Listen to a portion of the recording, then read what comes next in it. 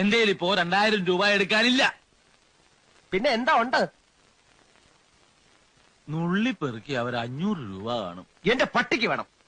മര്യാദക്ക് 2000 രൂപ എന്റെ കയ്യിൽ എണ്ണി തന്നില്ലെങ്കിൽ അതിന്റെ പ്രത്യാഘാതകം. പ്രത്യാഘാതം മേഘം എന്നുള്ളതിന്റെ ഇയാൾ എന്നെ പഠിപ്പിക്കൊന്നും വേണ്ട. പ്രത്യാഘാതം അത് ഭയങ്കരമായിരിക്കും. എന്തും നേരിടാൻ തയ്യാറായിട്ട് തന്നെയായി നാടകത്തിൽ ഇറങ്ങിത്തിരിച്ചിരിക്കുന്നത്. ഒരുമാതിരി പല തന്തയ്ക്ക് പറഞ്ഞ പരിപാടി എന്റെ അടുത്ത് കാണിക്കരുത്. തൽക്കാലം പല തന്തയുണ്ടെന്ന് വിചാരിച്ചേക്കാം. ഞാൻ